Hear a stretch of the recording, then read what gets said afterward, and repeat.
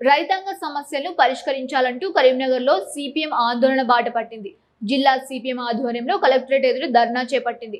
మొక్కజొన్న వరిధాన్యం కొనుగోలు వేగవంతం చేసి కొనుగోలు కేంద్రాల్లో దోపిడీని అరికట్టాలని డిమాండ్ చేశారు సిపిఎం నాయకులు. రాష్ట్ర ప్రభుత్వం వివిధ సంస్థల ద్వారా మొక్కజొన్న వరిధాన్యం కొనుగోలు కేంద్రాలు ఏర్పాటు చేసినప్పటికీ కొనుగోలు వేగవంతం చేయకపోవడం మూలంగా అన్నదాతలు అరిగోస పడుతున్నారని ఆవేదన వ్యక్తం చేశారు. ప్రజాప్రతినిధులు, అధికారులు అట్టహాసంగా కొనుగోలు కేంద్రాలు ప్రారంభించినప్పటికీ కొనుగోలు వేగవంతం చేయకపోవడం మూలంగా ఈ నెల రోజులుగా రైతులు తీవ్ర ఇబ్బందులు పడుతున్నారు. ఇప్పటికైనా పాలకులు స్పందించి కొనుగోలును వేగవంతం చేయాలని డిమాండ్ చేశారు.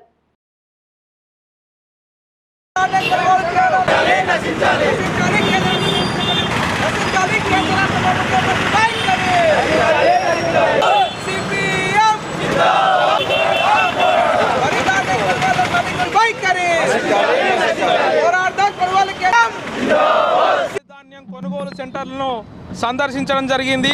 మా దృష్టికి వచ్చినటువంటి అనేక అంశాలను కూడా ఈరోజు కలెక్టర్ గారికి దృష్టికి తీసుకెళ్లడం జరుగుతుంది. వాస్తవానికి తేమ పేరుతోని, తాలు పేరుతోని క్వింటాలకు 5 నుండి 8 కిలోలు కట్ చేస్తూ రైతులను నిలువుదోపిడీ చేస్తున్నటువంటి పరిస్థితి కనిపిస్తూ ఉంది. అంతేకాదు రవాణా సౌకర్యానికి సంబంధించింది లారీల కొరత కావచ్చు, గన్ని సంచుల కొరత కావచ్చు, హమాలీల కొరత కావచ్చు.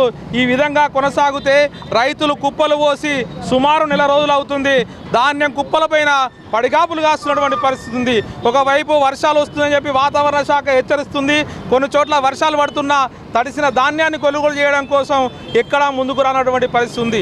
అంతేకాదు బోనస్ డబ్బులు క్వింటాలకు 500 రూపాయలు ఇస్తామని చెప్పి ప్రగల్భాలు పలికినటువంటి రాష్ట్ర ప్రభుత్వం నేటికి ఇవ్వకపోగా కనీసం కొనుగోలు సెంటర్లో కనీస సౌకర్యాలు కూడా కనిపించినటువంటి పరిస్థితి కనిపిస్తూ ఉంది.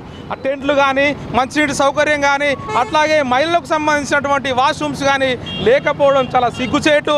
ఈ ప్రభుత్వం వెంటనే కొనుగోలు సెంటర్లో సౌకర్యాలు కల్పించాలి, వేగవంతంగా కొనుగోలు పూర్తి చేయాలని చెప్పి సిపిఎం పార్టీగా డిమాండ్ చేస్తున్నాం. ఎప్పుడు తీసుకోము, రా రైస్ మాత్రమే తీసుకుంటామని చెప్పి కేంద్ర ప్రభుత్వం కొర్రీలు పెడుతుంది, ఎఫ్సిఐ కొర్రీలు పెడుతుంది.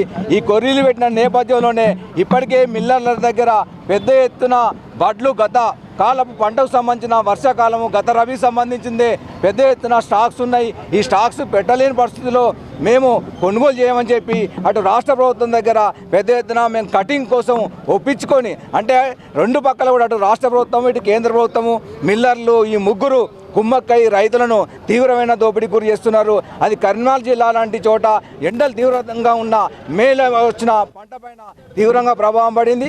తక్షణం కొనుగోలు పూర్తి చేయాలి.